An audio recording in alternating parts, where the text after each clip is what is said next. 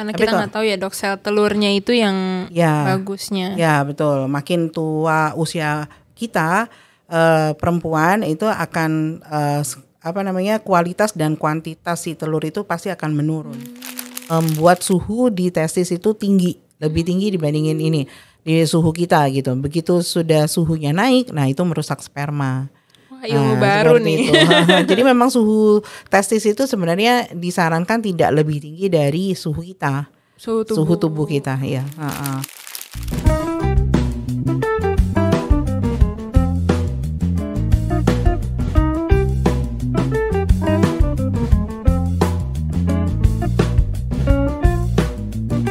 Halo sahabat Hermina, kembali lagi dalam acara Observasi Hermina, obrolan seru varian edukasi.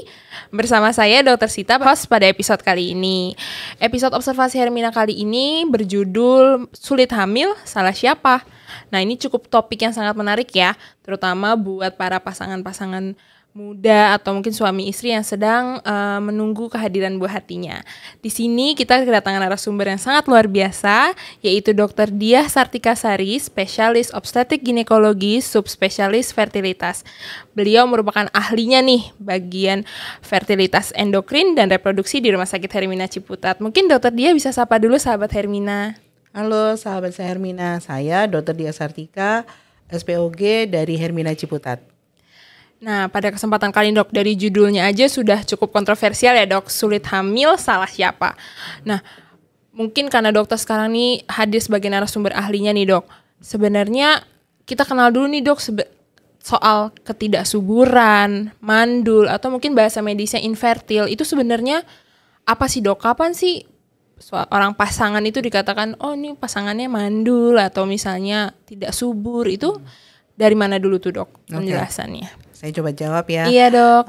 Jadi kita katakan pasangan suami istri dikatakan infertil itu bila sudah menikah 12 bulan berturut-turut tapi masih belum punya keturunan. Nah, jadi harus menunggu sampai 12 bulan berturut-turut dan pasangan tersebut seksual aktif dan tidak memakai alat kontrasepsi apapun gitu. Nah, tapi sekarang kalau misalnya pasangan suami istri itu misalnya terutama wanitanya ya, ibunya itu misalnya istrinya ini usianya sudah 35 tahun, itu artinya kita tidak usah menunggu sampai 12 bulan. Jadi 6 bulan saja sudah kita boleh dikatakan boleh mencari tahu ada apa nih gitu. Kemudian kalau misalnya pasiennya sudah di atas 40 tahun mungkin sudah 3 bulan. 3 bulan menikah saja sudah langsung boleh mencari tahu kenapa kok masih belum mempunyai keturunan. Jadi tidak usah 12 bulan berturut-turut seperti itu. Dan misalnya pasangan tersebut belum 12 bulan tapi memang sebelum menikah pun sudah ada masalah, tidak usah menunggu 12 bulan juga, sudah boleh mencari tahu ada apa, kenapa kok masih kok belum hamil. Seperti itu. Jadi memang ada cut off waktunya ya dok, kalau secara normalnya nih 12 bulan. Terus kalau mungkin 35-40 tahun kan udah resiko tinggi untuk hamil, jadi lebih baik lebih cepat ya dok. Tapi memang harus screening ya dok biasanya. Betul. Tapi sebenarnya 35-40 tahun itu kalau sekarang teknologi udah bagus ya. Jadi maksudnya untuk hamil umur segitu sedangkan sekarang itu wanita-wanita sekarang juga sudah selalu menunda menikah ya. Tapi ini lebih ke cadangan telur wanita yang turun drastis begitu memasuki usia 35 tahun. Bicara cadangan telur itu seperti begitu kita lahir kita dikasih 1 juta. Jadi memang kita dikasih Tuhan itu 1 juta. Kemudian begitu masuk puberti itu cadangan telur kita hanya sekitar 300-400 ribu. Ibaratnya saya suka nyontohkan itu seperti kita punya stoples kacang yang di pasar itu. Nah kemudian setiap kalau misalnya kita beli kacang di pasar itu kan selalu ada mangkuknya. Nah mangkuknya itu tiap bulannya diambil kemudian disodorkan, kemudian yang satu yang baik dan itu yang akan ovulasi, selebihnya dibuang. Nah yang saat ovulasi itu tinggal nunggu dibuahi atau tidak dibuahi. Kemudian kalau tidak dibuahi nanti ibunya mens, kemudian besok siklus berikutnya ngambil lagi dari cadangan itu. Dan yang cadangan stopes itu absolut tidak bisa ditambah. Jadi selalu berkurang seperti itu. Jadi makanya kenapa kita ada batasan kalau udah usia 35 tahun, karena kita nggak tahu jodoh ya gitu, atau memang sekarang trennya menunda karena karir atau apapun gitu. Jadi 35 tahun masih menunda lagi gitu. Padahal sebenarnya cadangan itu akan turun-turun terus gitu. Jadi chance-nya kalau misalnya sudah di atas 39 atau di 40 tahun, chance kesempatan untuk punya keturunan jadi makin kecil seperti itu. Karena kita nggak tahu ya dok, sel telurnya itu yang bagusnya. Ya betul. Makin tua usia kita, perempuan itu akan kualitas dan kuantitas si telur itu pasti akan menurun. Nah, jadi lebih ke kesempatan chance untuk hamilnya juga jadi berkurang gitu. Itu kan dari segi wanitanya dok. Itu biasanya penyebab selain dari usia tuh ada nggak sih dok? Kalau untuk mengetahui apakah ini infertil atau tidak, sebenarnya kita melihatnya ada screeningnya. Dan itu paralel ya. Yang paralel maksudnya paralel itu dari pihak suami dan pihak istri harus berjalan bareng gitu, karena kan be a good team ya. Nah, jadi harus satu tim yang baik gitu.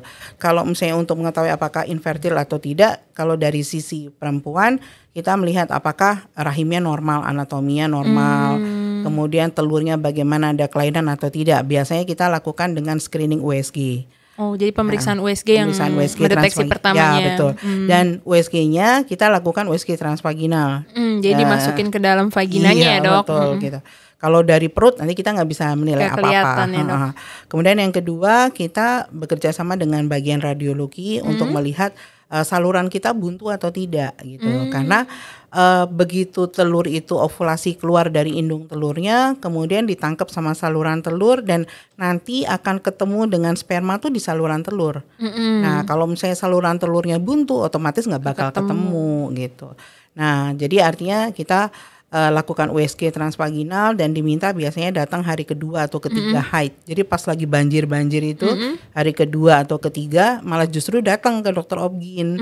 Nah, untuk dilakukan tindakan USG transvaginal gitu. Karena kenapa dok datang di hari kedua ketiga lagi banjir nih, lagi risih gitu ya. Iya benar ya dok. Karena sel telur itu memang kita harus lihat dengan ukurannya memang di hari kedua atau ketiga tuh diameter telurnya atau folikel ya.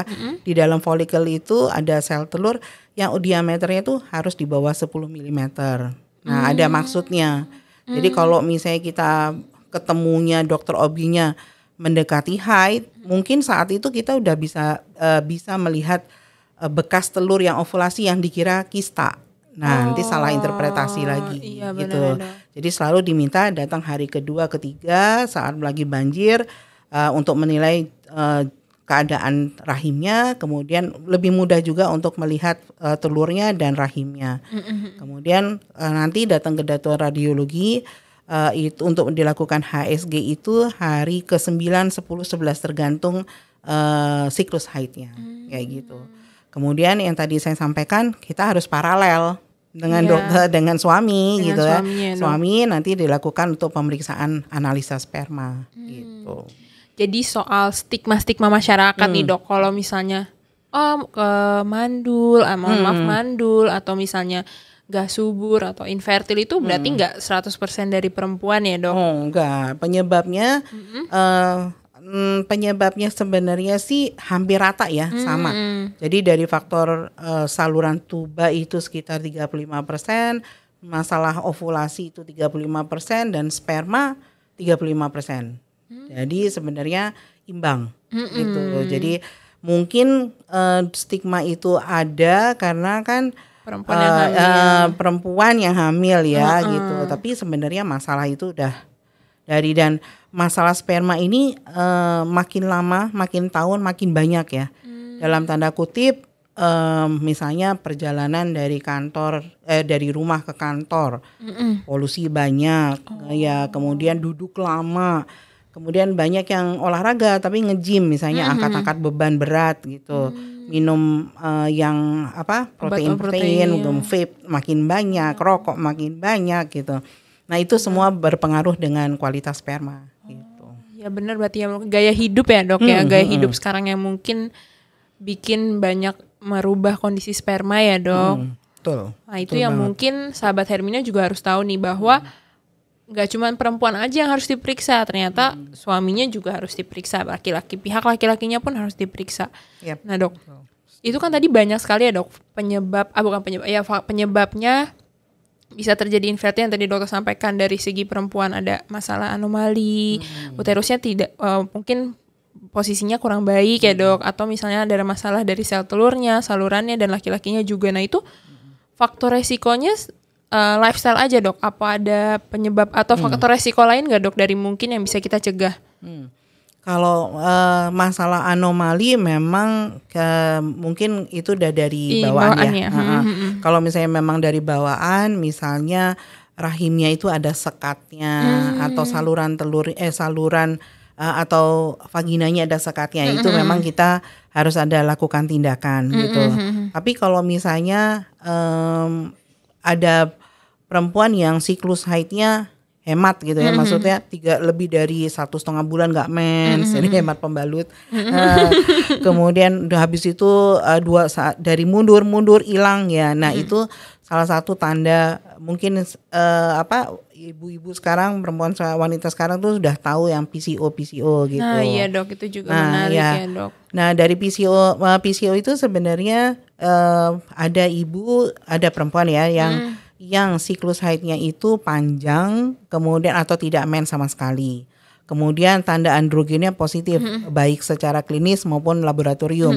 Klinis itu misalnya berjanggut gitu, atau bulunya banyak lah gitu, atau jerawatnya banyak sekali gitu. Tapi untuk orang Asia hampir nggak muncul sebenarnya. Ya, kecuali kalau kita ke ras Kaukasia. Kaukasia itu banyak, atau Mediterania itu banyak tuh yang pakai yang tanda androgennya positif ya.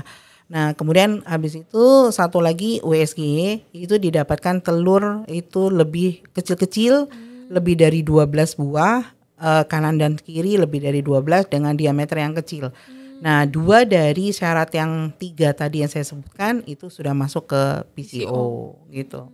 Nah permasalahannya kenapa jadi infertil gitu kan. Nah jadi yang tadi saya sebutkan di depan bahwa telur itu bisa keluar dari indung telurnya atau terjadi ovulasi kalau diameternya lebih dari 18 mm minimal tuh gitu. Tahunnya 18 mm memang dari USG, bukan dari laboratorium ya, jadi memang harus USG transvaginal. Nah kalau sudah lebih dari 18 baru bisa pecah. Nah sedangkan PCO itu tidak ada yang bisa mencapai ukuran itu.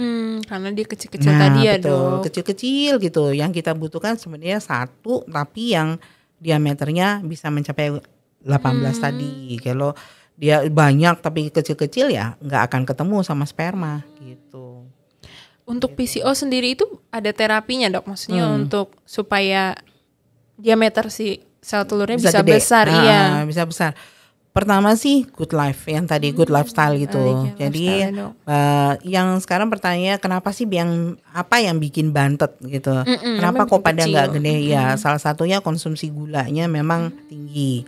Nah jadi memang semua harus ditahan semuanya, karbohidrat, gula semua itu memang harus dikurangin. Tapi bukan minus karbo ya. Jadi tetap haknya sel itu harus masuk tuh karbohidrat gitu. Tapi yang plus-plusnya yang itu yang harus benar-benar ditahan seperti itu.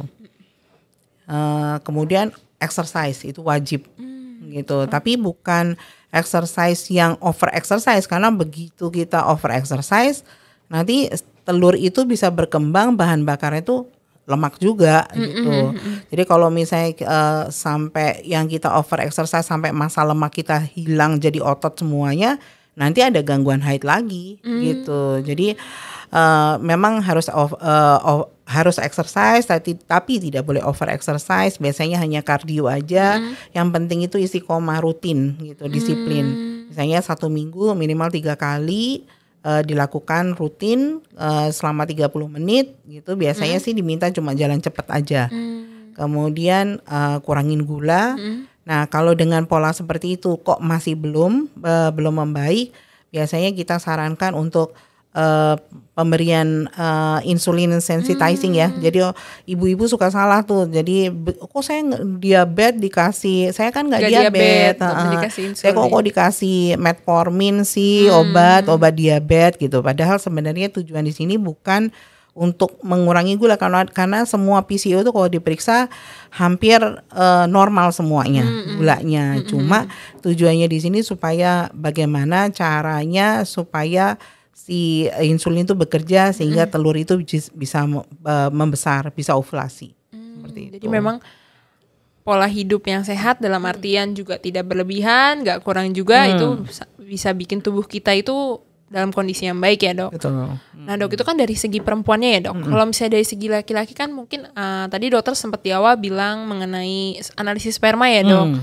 Nah kondisi seperti apa sih dok yang menyebabkan laki-laki itu maksudnya infertil itu sebenarnya gimana tuh dok, kondisi-kondisi kayak gimana? Ya, penyebabnya banyak sekali ya, yaitu yang tadi kita sudah sebutin, salah satunya hobi vape ya. Nah itulah dok, lagi rame kan sekarang vape ada jenis banyak nih dok ya, ada yang dengan rasa-rasa kecil lah, ada yang besar atau rokok elektrik. Nah, ya betul.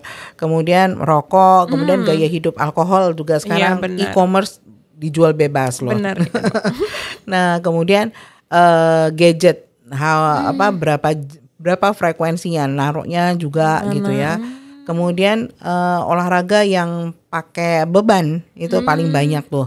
Jadi memang sih rajin nge-gym gitu, rajin olahraga, tapi beban yang angkat beban gitu. Jadi begitu angkat beban itu aliran darah yang ke bawah kan turun ke bawah tuh. Nah, stasis di situ tuh. Nah, stasis itu membuat suhu di testis itu tinggi, lebih tinggi dibandingin ini di suhu kita gitu. Begitu sudah suhunya naik, nah itu merusak sperma. Wah, ilmu baru nih. Jadi memang suhu testis itu sebenarnya disarankan tidak lebih tinggi dari suhu kita. Suhu tubuh kita ya.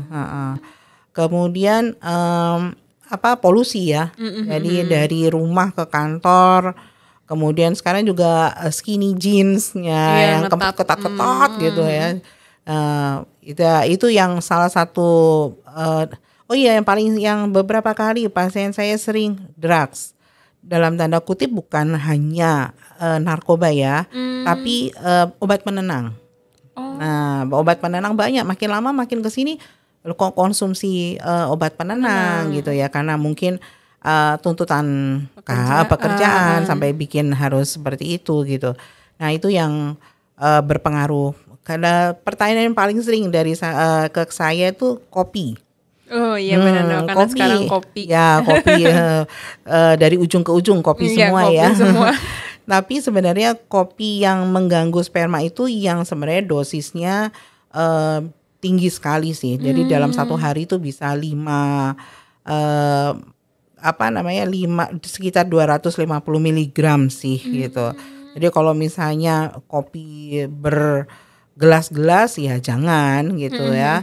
Tapi ya nanti dibatasin untuk membuka hari di tengah atau nanti di ujung gitu, monggo silahkan aja. Tapi jangan sampai lebih dari 250 gitu. Nah, begitu udah di atas 250, nah kemungkinan akan mengganggu kualitas sperma seperti itu.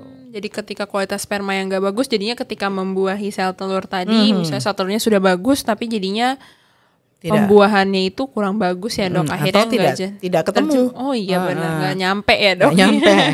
Jadi mungkin tambahan kalau misalnya kita lakukan analisa sperma itu yang dinilai ada 3 tuh jumlahnya cukup atau tidak gitu. Kemudian pergerakannya harus maju yang progresif. Kemudian yang terakhir bentuknya, kepalanya bagaimana, lehernya bagaimana, kemudian tailnya gimana gitu. Nah itu semua dinilai. Dari analisa sperma. Jadi memang laki-lakinya juga harus ketemu nih sama dokter objinya. Jadi kalau misalnya USG mau periksa hamil jangan cuma ibunya aja, tapi bapaknya juga nih karena kita harus cari tahu ya dok. Maksudnya kan kalau dokter bilang tadi kalau normalnya misalnya 12 bulan sudah menikah tapi belum hamil nih harus dicari tahu kenapa ya dok. Gitu. Nah mungkin sahabat Hermina bisa cari tahu lagi tuh apa sih yang jadi masalah ya dok. Nah dok, ini kan sebenarnya berpengaruh besar terhadap hormonal ya dok ya, baik dari segi perempuan, laki-laki juga. Nah sebenarnya ada nggak sih dok pemeriksaan yang bisa dilakukan nih sama sahabat-sahabat Hermina untuk sebenarnya hormon dari dirinya tuh baik nggak sih gitu untuk hamil atau misalnya untuk melakukan atau untuk reproduksi itu tuh sebenarnya ada pemeriksaannya nggak dok? Oke. Untuk mengetahui terutama ini untuk ibu-ibu yang saat pemeriksaan itu misalnya di atas usia 31 tahun misalnya gitu. Pengen tahu cadangan telurnya itu masih cukup atau tidak. Memang yang paling utama memang dilakukan USG transvaginal. Tapi ada beberapa keadaan yang tidak sesuai. Jadi usia kronologis dan biologis itu tidak selalu sama. Jadi misalnya ada ibu yang usianya 31 tahun tapi cadangan telurnya itu seperti usia 38 atau 40 tahun. Nah, itu kita bisa lakukan dengan pemeriksaan cadangan telur yaitu anti Mullerian hormon. Nah, kemudian kita lanjutkan juga dengan pemeriksaan FSH, LH yang semuanya kita bisa lakukan di laboratorium Hermina di sini. Seperti itu. Jadi pemeriksaan untuk mengetahuinya screening pun udah bisa dilakukan ya dok. Jadi mungkin buat sahabat Hermina nih sebenarnya selain dari lifestyle itu kita juga memang harus screening ya dok. Maksudnya screening dari awal untuk melihat secara perempuan sebenarnya tubuh kita siap hamil nggak sih. Untuk dari segi laki-laki juga sebenarnya tubuh kita siap membuahi nggak sih. Mungkin itu yang harus dipahami nih ya dok ya ke masyarakat sekarang ini. Kalau screening atau berobat ke dokter kebidanan itu nggak mesti nunggu saat garis 2 ya dok. Iya betul. Benar. Ya. Jadi harus screening. Betul. Dan mungkin selain selain screening itu yang penting itu awareness-nya ya, awareness dari perempuan-perempuan atau dari ibu-ibu atau dari perempuan yang akan menikah mungkin gitu atau ya mungkin itu sebagai untuk bahan pertimbangan lagi bila sudah menikah tapi menunda kehamilan gitu ya. Benar. Nah ini mungkin harus dipikirkan lagi apabila bila memang sebelumnya itu memang siklus haidnya sudah tidak teratur. Kemudian kalau misalnya haid itu kok sakit sekali gitu. Kemudian kok di tengah-tengah siklus kok ada haid-haid yang di luar perkiraan gitu. Nah itu mungkin sebagai awareness-nya ya, awareness bahwa screening itu tetap harus dilakukan. Terutama bagi yang sudah menikah kemudian sudah ditunggu-tunggu kok belum gitu. Nah, jangan nanti pijet sana pijet sini. Nah, mungkin itu ada ya dok. Gitu. Nah, lebih baik mungkin kalau misalnya memang tidak pernah olahraga, tidak usah pergi ke tempat yang di balik-balik rahimnya ya karena itu kadang-kadang bikin bahaya untuk kesehatan ibu tersebut. Malah justru yang lebih baik ayo di depan mata yang bisa dijalankan lebih mudah tuh good lifestyle itu. Benar. Nah, dengan menjaga pola makan yang baik, kemudian olahraga teratur, kemudian biasanya kalau sudah menjaga itu semua siklus haid akan teratur ya, dengan sendirinya akan teratur. Tapi kalau misalnya sudah ada waktu tertentu kok masih belum juga padahal sudah usaha, nah memang harus ayo periksakan ke dokter ya, seperti itu. Benar. Nah, mungkin terakhir nih dok, tips dari dokter dia nih. Apa sih dok tips untuk mungkin pasangan yang mau menikah atau mungkin sekarang pasangan yang sedang menunggu buah hatinya, mungkin tips-tips yang bisa diberikan apa ya dok? Satu ya yang tadi saya sudah sebutkan bolak-balik itu good lifestyle itu pola udah wajib ya, kudu ya.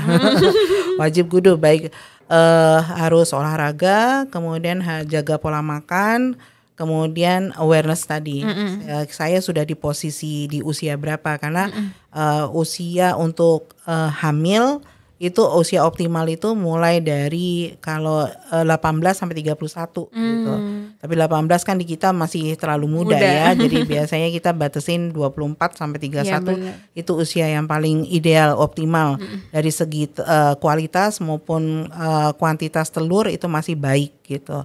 Kemudian kalau misalnya memang di atas 35 tahun harus segera jangan menunda lagi dan pastikan bahwa ingin hamil itu be a good team tadi ya. Maksudnya tim bukan cuma jalan sendiri tapi harus paralel. Jadi tim bapak sama ibu memang harus kompak. Itu aja sih. Ya, itu pesan yang sangat ini ya dok ya, terutama stigma-stigma soal hanya perempuan yang membuat kemandulan itu harus dihilangkan ya dok, karena ternyata kontrolnya juga atau konsultasinya harus sama bapaknya juga, karena harus be a good team. Terima kasih banyak Dokter Diah atas sharingnya hari ini, udah sangat bermanfaat sekali, ilmu baru juga buat saya pribadi. Mungkin nanti kita bakal bahas topik lainnya ya dok ya di episode lain di Observasi Hermina. Sahabat Hermina, ikutin terus episode-episode dari Observasi Hermina untuk informasi kesehatan lainnya. Terima kasih, sampai jumpa. Dadah.